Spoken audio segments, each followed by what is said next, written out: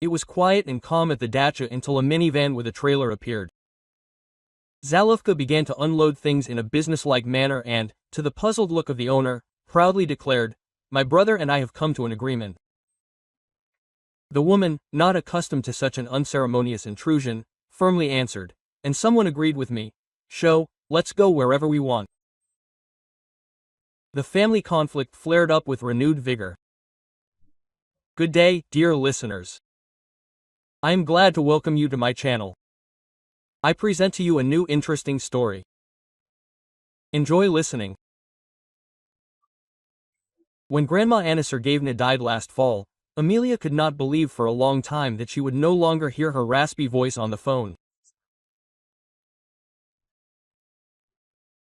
And when 6 months later the notary read the will, where she was listed as the sole heir, the young woman could hardly hold back her tears.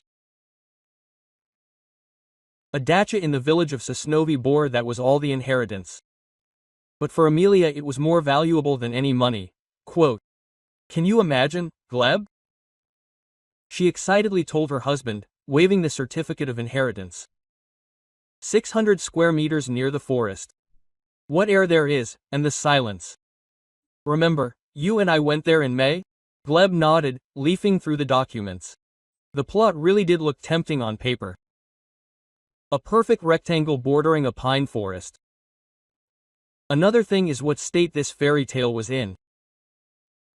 When at the end of May they first arrived as full owners, Amelia almost burst into tears. The house, which in childhood seemed cozy and large to her, turned out to be a rickety wreck. The roof leaked in 3 places. The veranda leaned so much that the door jammed. The plot was overgrown with waist-deep weeds. The old apple trees broke off their branches, and there was no trace left of Grandma's garden beds. Quote, "My God," Gleb sighed, stepping into a puddle in the middle of the room. "It's impossible to live here. But what are the possibilities?" Amelia rolled up her sleeves. "Imagine, there will be a living room here, a bedroom here, and we'll put a sofa on the veranda. We'll drink tea in the evenings, plant a vegetable garden, build a greenhouse." The husband looked at his wife as if she was suggesting they move to a desert island, but Amelia's enthusiasm was infectious.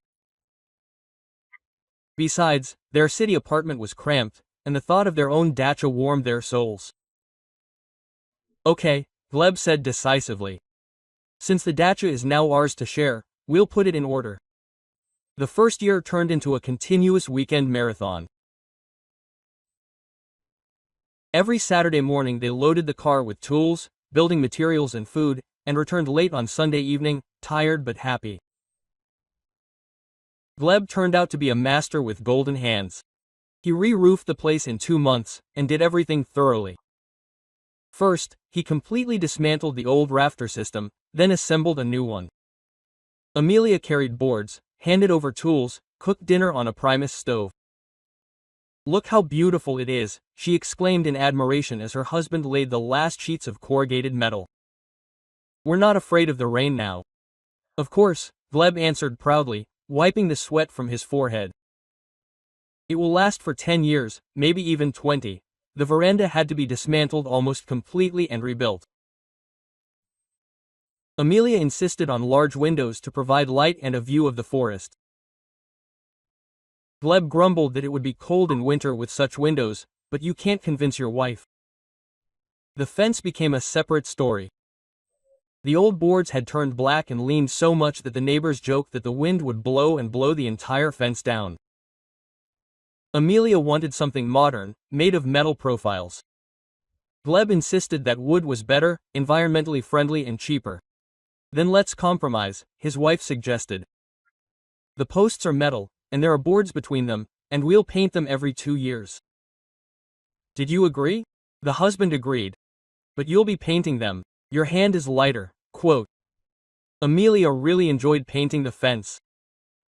She chose a nice green color, close to coniferous. Gleb was skeptical about this choice at first, but when he saw the result, he agreed. It turned out stylish and in harmony with the surrounding forest. But the hardest part was still ahead. The plot. 600 square meters of weeds, roots, stones, and construction waste that had been accumulating for years. Amelia took on the task with a scientific approach, bought books on gardening, studied forums on the internet, and consulted with neighbors. There will be potatoes here, she explained to Gleb, waving a homemade plan of the plot. Here are tomatoes and cucumbers, and there are raspberries by the fence. Raspberries are a must. I adored them as a child at my grandmother's. Quote, and the flowers? The husband asked. You love flowers, don't you? There will be flowers. Along the path nastor, petunias by the porch and, of course, sunflowers in the far corner. Gleb got involved in the process unexpectedly for himself. At first, the feeling of long-term help. His wife is trying, and he cannot stand aside. Then he felt excitement. When the first shoots broke through the ground, he was happy as a child. Quote, look, the potatoes have sprouted, he shouted to Amelia, who was busy with tomato seedlings. In whole rows. And my cucumbers have put out their first leaves, the wife answered. By July we will be making salads. By the end of the first dacha season, the plot was unrecognizable. Even beds, watered paths, a neat little house with a new roof. The neighbors looked at it and praised it. Amelia felt like a real housewife. The second year brought new projects. Gleb built a small greenhouse to plant seedlings earlier and harvest more. Amelia planted a flower garden, which became the pride of the entire village. They even installed a water supply, drilled a well and installed a pump. This is life, Gleb said contentedly, watering the beds with a hose. It's not like dragging around with sledges.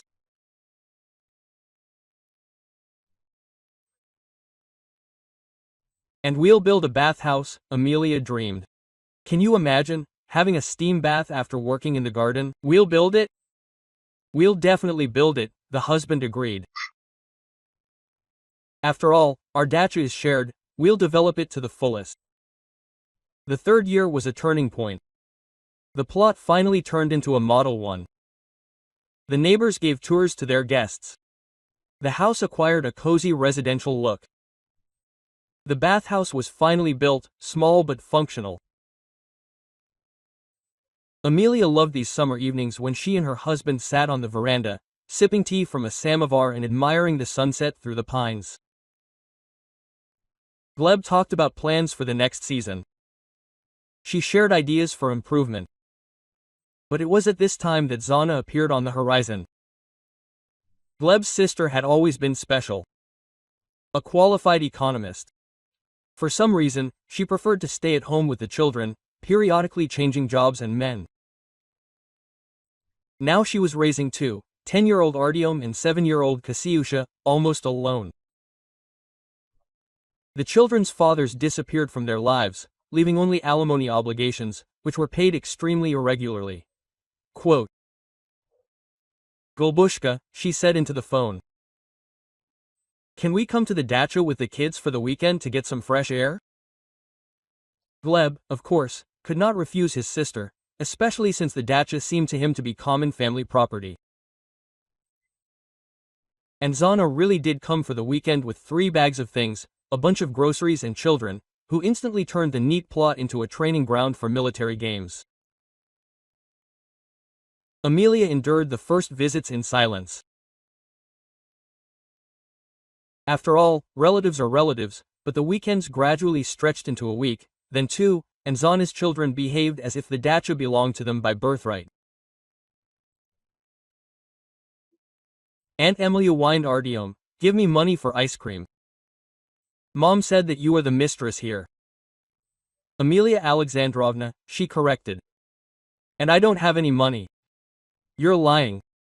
7-year-old Kasyusha stated directly. All adults have money. Zana reacted painfully to the remark about the children's behavior.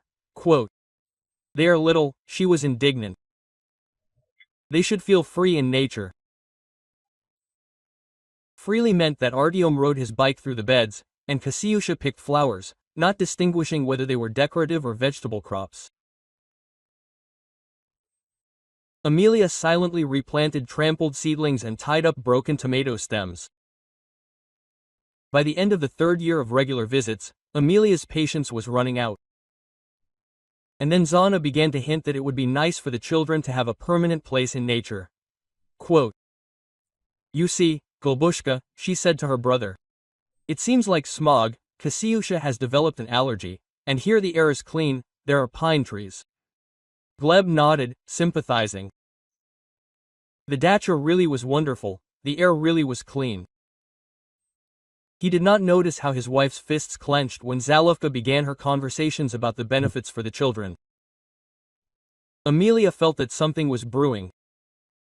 Intuition told her. Zana was preparing a large-scale offensive, and she was not mistaken. The June morning was unusually warm and sunny. Amelia was happily pottering around in the garden. The tomatoes needed to be tied up, the cucumbers thinned out, and the strawberries were already turning red in the beds. Gleb had gone to town on business, promising to be back by lunch. Quote, "What beauty," she said quietly, admiring the even rows of greenery. The work had not been in vain. The watering can in her hands felt pleasantly heavy with water. The tomato seedlings that she and her husband had planted back in May were now reaching for the sun with strong stems. Some bushes were already setting their first fruits. Quote, "This bull's heart variety has definitely turned out well," Amelia thought out loud, carefully watering the roots. "And the cherry tomatoes are a sight to behold. We'll be making salads by August." She was so carried away that she didn't immediately hear the knock on the gate. The sound was familiar. The metal latch creaked up. The gate swung open with the characteristic squeal of unpleasant hinges. Amelia turned around and almost dropped the watering can. Zana squeezed through the gate, dragging a huge suitcase on wheels behind her. The children flew in after her, Artyom with a backpack over his shoulder and Kasyusha, who immediately rushed to the strawberry beds. Quote, "Don't touch," Amelia shouted sharply at the girl. "The berries aren't ripe yet." But Kasyusha had already picked several green berries and spat them out with disgust. "Ah, sour stuff," she said. "And her mother said that sweet strawberries grew here." Artyom meanwhile threw his backpack right onto the dill bed and ran to the swing that Gleb had built between two old apple trees. The swing creaked under the boy's weight. "Zana," Amelia said slowly, trying to remain calm. "What are you doing here? The kids are supposed to be at school on Thursday." "Oh well, the holidays have begun," Zaluvka responded happily, unloading another suitcase from the car. "So we decided to go to your dacha. Golbushka gave us permission." Quote. Amelia felt something click in her head. Gleb gave us permission, when? What did he and his sister agree on behind her back? "How long are you coming for?" she asked cautiously. "For the whole summer." Zana was beaming with happiness. "Can you imagine how good it will be for the kids? Air, nature, no city smog. How for the whole summer?" Amelia felt her ears ring with indignation. "Well, my brother and I discussed everything." Zana was a little embarrassed. "The dacha is shared, a family one. The children will get stronger in nature, and I will help with the housework." Help with the housework, it was just a joke. During all the previous visits, Zana had never picked up a shovel or a hoe. The maximum of her participation in the dacha affairs was limited to the fact that she could cook dinner, and always from the products bought by Amelia and Gleb. And now Zaluvka was busily dragging bags to the house, as if moving to a permanent place of residence. Quote, "Artyomka, help mommy," she commanded her son. "Take that bag with toys." The boy reluctantly got off the swing and picked up a weighty sports bag. Dragging it along the ground, he walked through a bed of carrots, leaving deep furrows in the carefully loosened soil. Quote, "Be careful," Amelia could not resist. "You're trampling the shoots." "What's wrong?" Artyom was surprised. "They will grow back." Quote, "They will grow if you don't trample them." Amelia rushed to save the damaged carrots, but it was too late. Several rows had turned into a mess of earth and broken sprouts. Meanwhile, Kasyusha discovered recently planted petunia seedlings near the porch. The bright flowers attracted the girl's attention, and she began to pick them, humming a song. Kasyusha, stop right now. Amelia rushed to the flower bed, but half of the seedlings were already lying on the ground. What, you can't? The girl asked capriciously. I made a beautiful bouquet. You can't. These are flowers. They should grow in a flower bed. Come on, Zana intervened. A child picks flowers, he doesn't kill anyone. New ones will grow. Amelia was simply speechless from such words. New ones will grow. Yes, she grew this petunia from seeds, looked after it for 2 months, watered, fed. And now all the work has gone down the drain. Zana, she tried to pull herself together. It seems to me that you don't quite understand the situation. I didn't give my consent for you to come, especially for the whole summer. Oh, come on. Sister-in-law waved her hand. What ceremonies between relatives? There's enough room for everyone. The house is big, the plot is spacious. Big house. Spacious plot. Bad bells started playing in Amelia's head. Zana spoke as if they were talking about some estate, and not about a modest summer cottage of 600 square meters. Mom, where are we going to sleep? Artyom asked, throwing his bag right on the alpine slide that Amelia had been arranging for 6 months. In the house, of course, Zana answered. There's a sofa on the veranda, you'll make yourself comfortable there, and Kasyusha and I will go to the big room. In the big room? That's Amelia and Gleb's bedroom. Is Zolovko really going to take them from there? Evict? Wait, Amelia said firmly. My husband and I sleep in the big room. It's our bedroom. Well, we can squeeze together, Zana easily agreed. The room is big, 2 beds will fit, and the children will be on the veranda, they will have more fun there. Amelia felt her voice begin to tremble with indignation. To squeeze together in our own house, in our own dacha. And did anyone agree with me about this? Quote. She asked, trying to speak as calmly as possible. Why are you so formal? Zana was already starting to get irritated. Family, after all, Golbushka said that the dacha was shared, there was enough room for everyone. A shared dacha? Amelia remembered how for 3 years in a row she and her husband came here every weekend, investing effort and money, how she planned each bed herself, chose the seeds, looked after the seedlings, how Gleb re-roofed, built a fence, installed water. And all this time Zana showed up only to visit, and even made claims. Quote. Before it's too late, Amelia said slowly. Let's go in all 4 directions. Silence hung over the area. Even the children stopped running around and stared at the adults. Quote. What did you say? Zana couldn't believe her ears. I said, get out of here before I call the police, Amelia repeated, and her voice now sounded quite firm. Quote. Are you crazy? Sister-in-law threw up her hands. We're relatives, the dacha is shared. Gleb gave permission. Gleb can allow whatever he wants, but I am the mistress here, Amelia snapped. And I did not allow you to settle here. Mistress, Zana snorted. A family dacha turned out to be very important. Golbushka worked as hard as you did. He worked on my land and in my house. Amelia felt her blood boil. Now pack your things and go back where you came from. Zana blushed with indignation. She clearly did not expect such a rebuff. Apparently, the little girl was counting on Amelia to keep quiet, as she had kept quiet before. Who are you to order me around? Quote. She squealed. I am the sister of the owner of the house, and I am the wife of the owner and, by the way, the only heir to this plot of land. Amelia stepped closer to the little girl. So let's not get hysterical, get ready and leave. We are not going anywhere. Quote. Zana also came closer, and now the women were standing nose to nose. Gleb gave permission, so we stay. Mom, what's going on? Kasyusha asked fearfully. Nothing, dear, Zana tried to calm her daughter. Auntie just doesn't feel well. Uncle Gleb will come now and explain everything. She doesn't feel well. Amelia almost laughed at such impudence.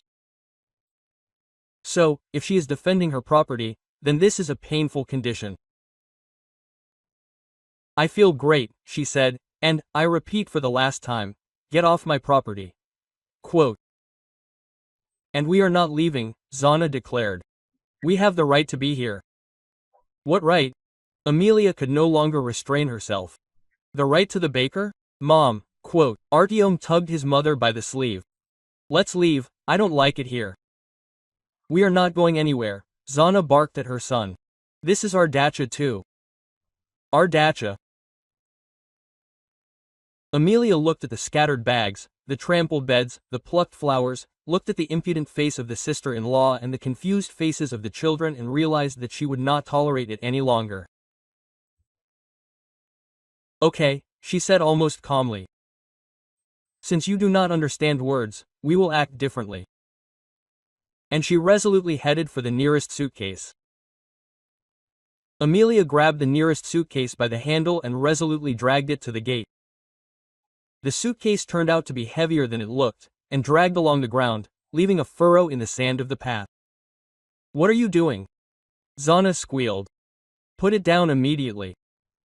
I'm helping you get ready, Amelia answered calmly, without stopping. If you can't do it yourself, I'll help. The sister-in-law rushed to intercept, trying to take the suitcase away. Let go of my things there, they shouldn't be on my property, Amelia snapped and yanked the suitcase harder.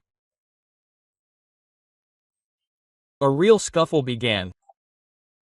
Zana grabbed the other handle of the suitcase and pulled it towards herself. Amelia didn't let go. The suitcase swung between them like a rope in a tug of war. Mom, Kasyusha roared. Auntie is taking our bag. Not your bag, Amelia snapped, not stopping pulling. And not Auntie, I'm yours. Zana tried to go around her rival from the other side and grab the suitcase with both hands, but tripped over the garden hose and almost fell. Amelia took advantage of the moment and jerked the suitcase further. Quote. Artyom! Zana screamed at her son, help mommy. Grab the bags. The boy was confusedly rushing between the adults, not understanding what was happening. On one side, his mother was asking for help, on the other, Aunt Amelia looked very menacing. I don't know, he stammered. You don't know? Don't interfere, Amelia barked at him, dragging the suitcase to the gate. Zana tried to attack from the flank, offended Klumba and rushed to the sports bag that Artyom threw on the alpine slide. But Amelia was faster. Throwing the suitcase right at the gate, she intercepted sister-in-law at the flower bed. Where to? She asked, blocking the way. For a second portion of junk. This is not junk, Zana was indignant. These are children's things. Children's or not, you're still putting it away, Amelia said firmly and headed for the bag. Zana tried to get ahead of her, but Amelia had been boxing at the university. Her reactions and coordination were excellent. She deftly dodged sister-in-law and was the first to get to the bag. Quote, oh, you! Zana went completely wild with such impudence. How dare you? These are other people's things. Other people's things on other people's territory, Amelia retorted, picking up the bag. It's logical that they need to be put away. Give it back. Zana rushed at Amelia and tried to snatch the bag from her hands. The women began to grapple in earnest. Zana scratched and bit like an angry cat. Amelia tried to hold on to the bag and at the same time not let herself get hurt. The children screamed, not understanding what was happening between the adults. Quote, Mom, stop it! Kasyusha cried. Auntie, let Mom go! Artyom shouted. But the women didn't hear anything anymore. Zana started fighting in earnest, grabbed Amelia by the hair and pulled so hard that she almost lost her balance.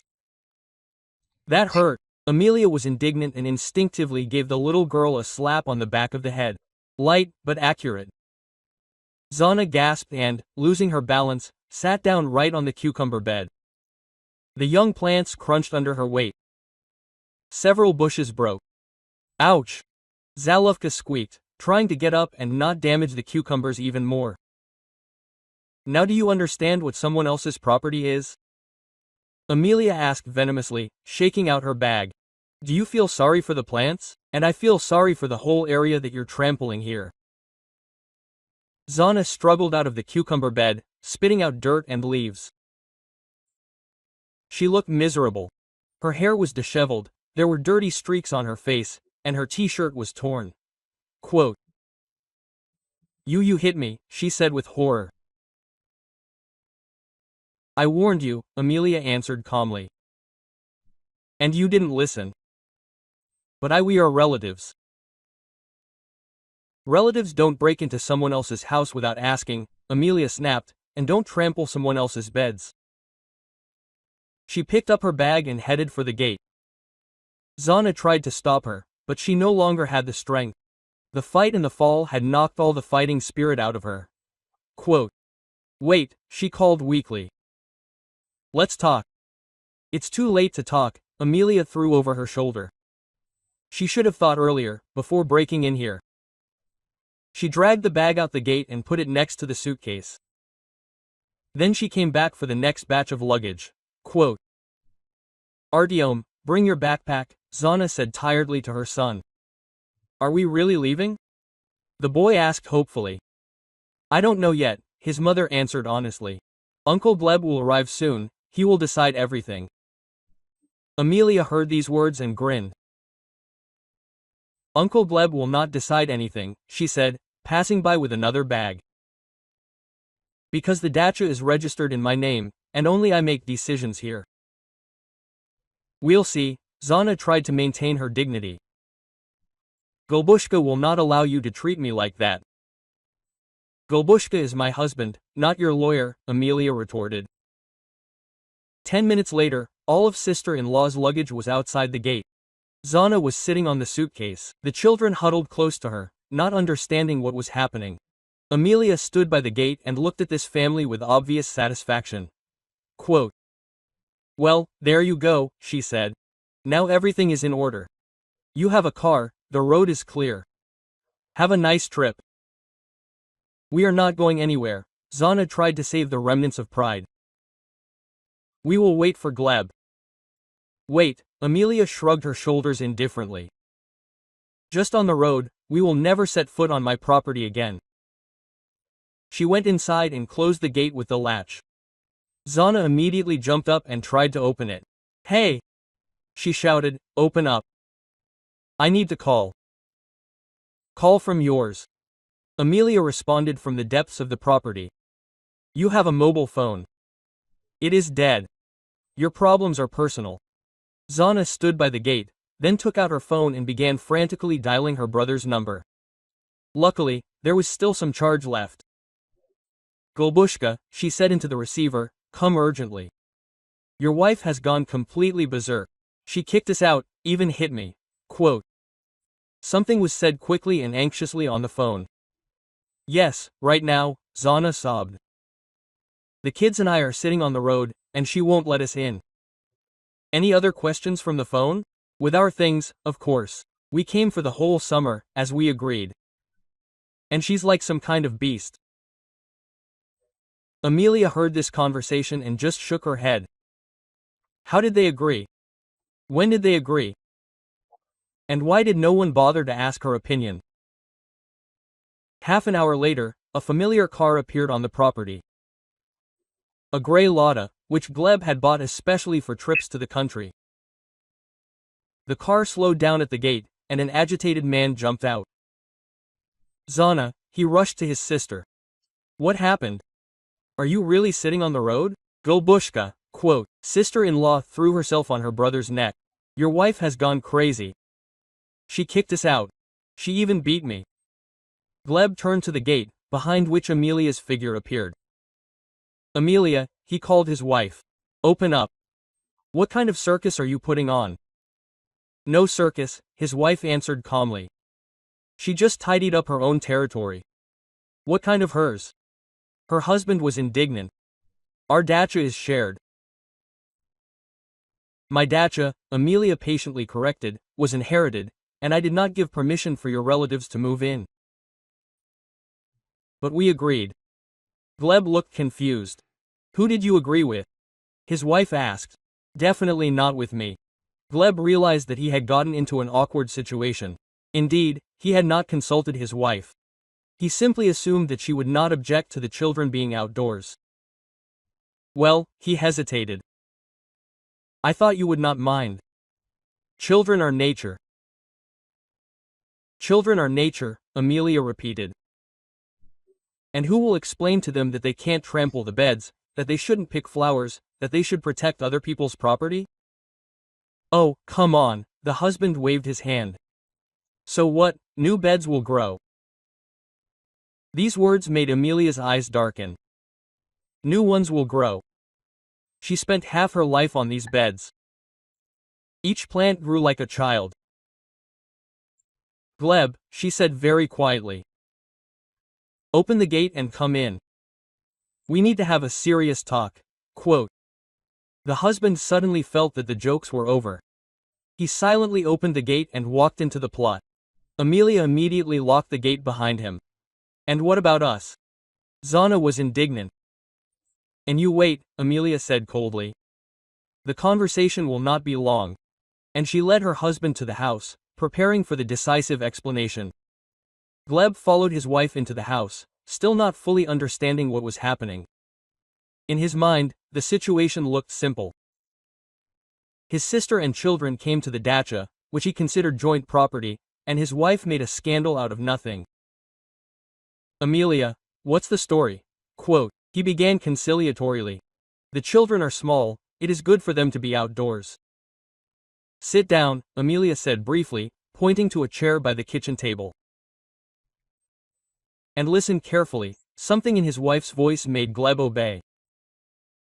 Amelia sat opposite him, put her hands on the table and looked her husband straight in the eyes. My dear, she began with exaggerated calm, it seems you have the wrong idea about who this dacha belongs to. How is that wrong? Gleb was surprised. We arranged it together, we worked together. We worked, yes, Amelia agreed, but we worked on my land, in my house. I inherited the dacha from my grandmother and it is registered exclusively in my name. So what?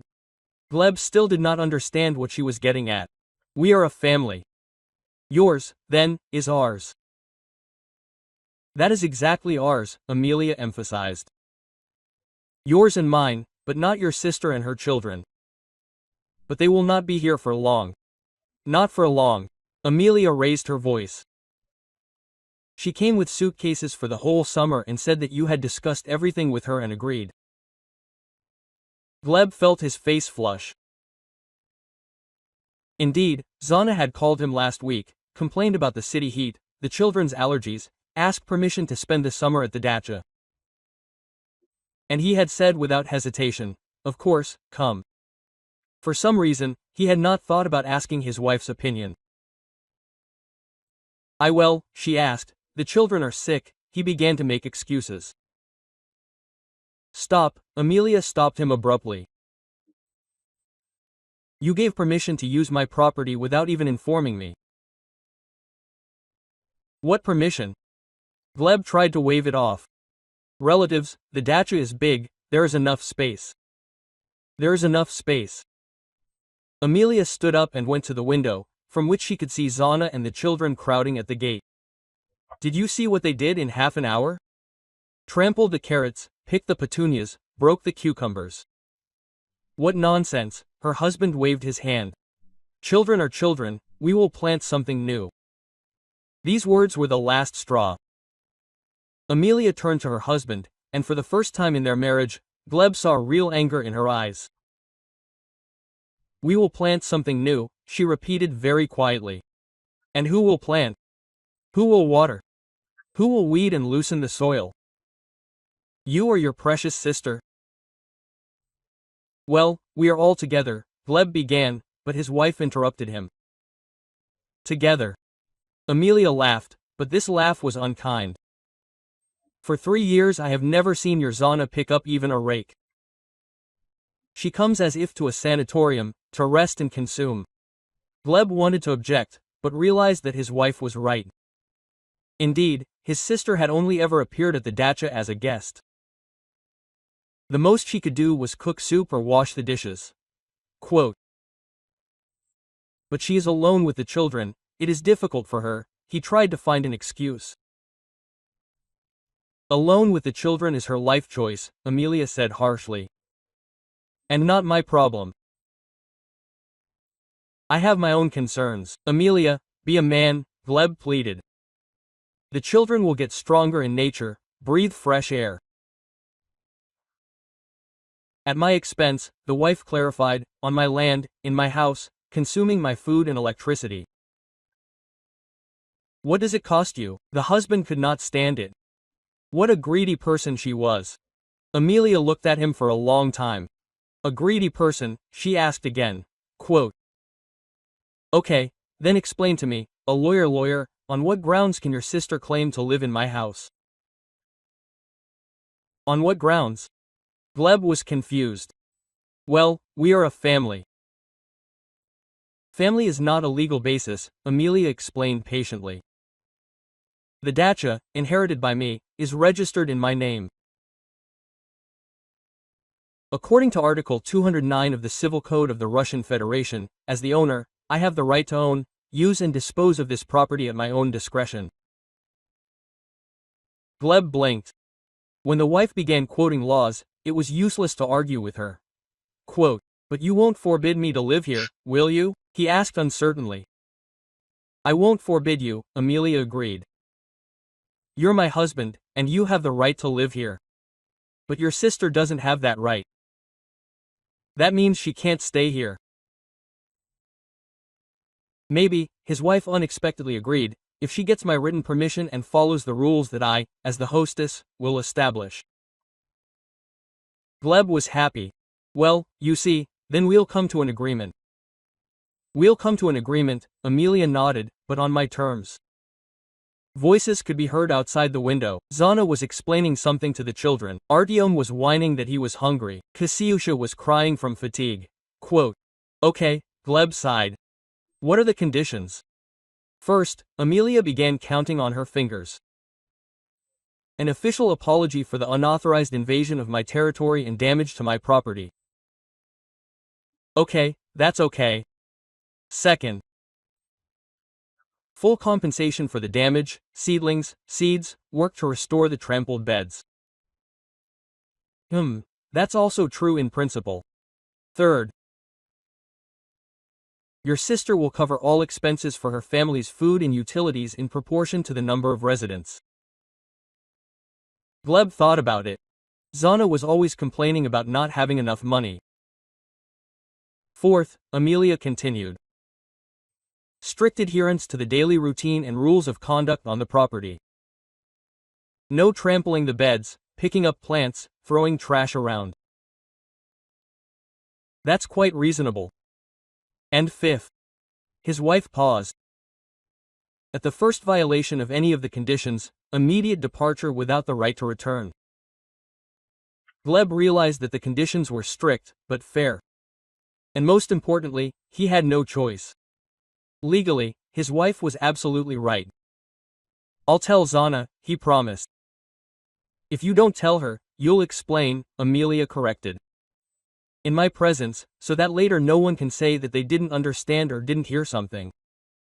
They left the house. Zana was still sitting at the gate with the children. Everyone looked miserable and exhausted. "Well?" she asked Nadezhda deftly, seeing her brother. "Have you reached an agreement?" "Listen carefully," Gleb said seriously. "Amelia agrees to let you stay, but on certain conditions." And he recounted all of his wife's demands in detail. With each point, Zana's face became more and more sour. Is this some kind of mockery? She was indignant when her brother finished. An apology, compensation for damages. What is she, a queen? She is the mistress, Gleb said firmly, and has every right to set the rules. And if I refuse, then you will go home, her brother shrugged. There are no other options. Zana looked at the suitcases, at the tired children, at the hot road, then at the green area behind the fence, at the shady trees, at the well with cool water. Okay, she muttered through her teeth. I accept the terms. If you don't, you'll do it, Amelia corrected. And we'll start right now. I'm waiting for an apology. Quote, Zana literally turned green with humiliation, but she had no choice. Sorry, she muttered, without looking up, for coming without warning and for the children damaging the plants. Louder, Amelia demanded, and more clearly. Sorry for coming without permission and damaging your property, Zana repeated clearly. Accepted, Amelia nodded and opened the gate. Bring your things in, but remember any violation, and you'll disappear from here forever. The following days became a real test for Zana. Accustomed to feeling like a guest, she now had to follow strict rules. The children no longer dared to run around the beds. Amelia nipped any attempts in the bud. Artyom, move away from the tomatoes, she said sternly. Kasyusha, put the watering can back. Zolovka gritted her teeth, but said nothing. She didn't want to go home. It was hot in the city, but here it was cool and fresh. But the most humiliating moment for Zana was when Amelia took out her phone and turned on the camera. Quote, What are you doing? Zolovka became wary. I'm documenting, Amelia answered calmly.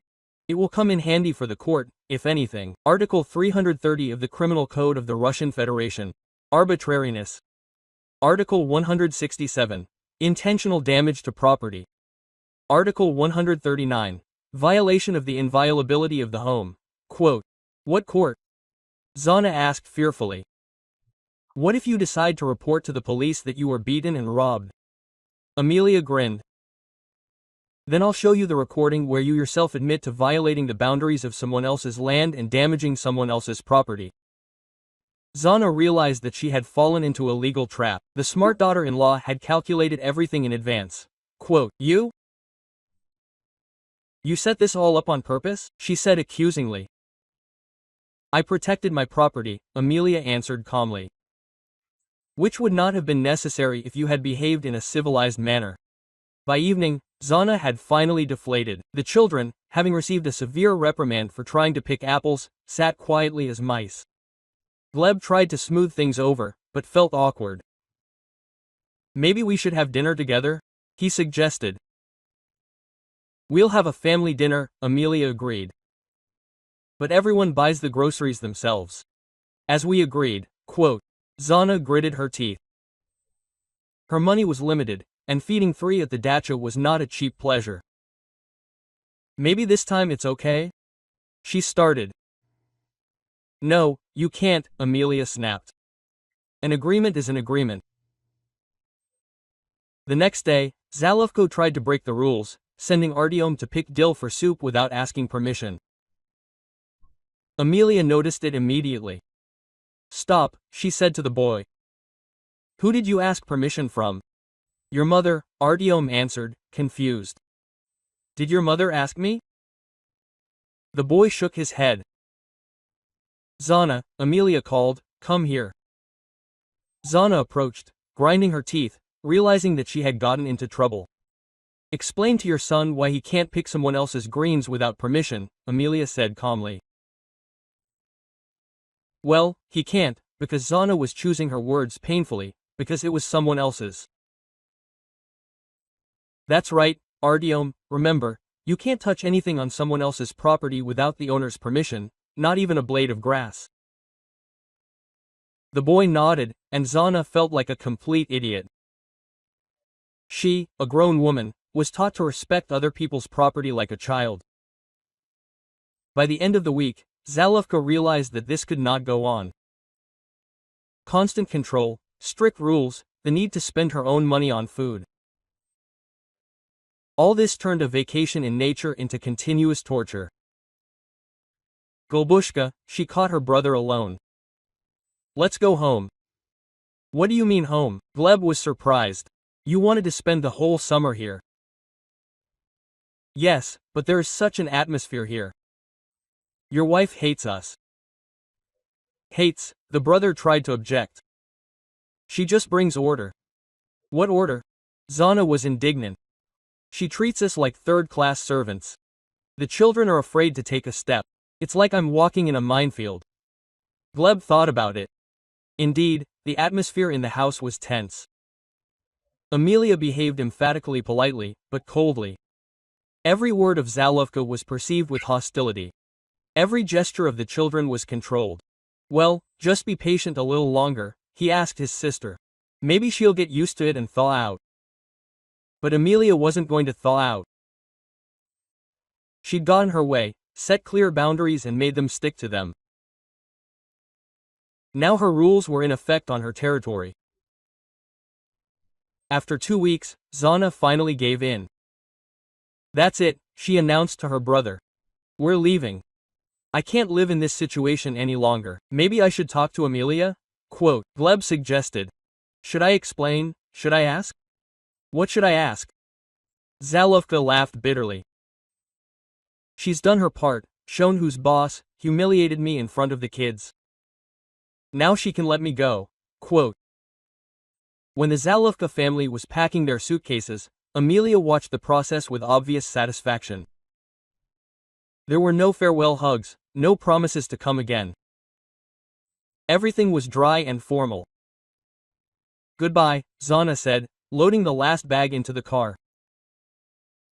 Have a nice trip, Amelia answered politely. The children climbed into the car silently, without even saying goodbye. Zana started the engine, and the car disappeared around the bend in the road. Well then, Gleb sighed. Is that enough now? Absolutely, his wife answered honestly. Now we can calmly take care of the dacha. And indeed, the rest of the summer passed peacefully and productively. Amelia threw herself into gardening. Gleb helped with the housework. The plot again acquired a well-groomed appearance. The beds turned green. The flower beds bloomed. In the fall, when it was time to close the dacha season, Gleb tried to talk to his wife about what had happened. Maybe you were too strict? He asked cautiously. Still, relatives should respect boundaries, Amelia answered firmly. And if they don't respect them, then they are not relatives at all, but children. Children will be what their parents raise them to be. If parents do not explain what someone else's property is, then the children will grow up as unceremonious as their mother. Gleb realized that his wife was not going to change her mind, and deep down he admitted that she was right. The dacha really belonged to her, and only she had the right to decide who was allowed onto her territory. In the following years, Zana avoided the dacha, occasionally called her brother, inquired about business, but did not even mention visiting. And when Gleb himself invited her to come and visit, Zaluvka found many reasons to refuse. The children and I are very busy, she said. Clubs, sections, school. Maybe on the weekend? Quote, insisted her brother. No, I don't want to bother you, Zana answered hastily. Do you have business there, work in the garden? Gleb understood that his sister was simply afraid to face Amelia's strict rules again. And perhaps this was for the best. And on the rare occasions when Zaluvka did decide to come to her brother's birthday or to family celebrations, she behaved pointedly, politely and cautiously.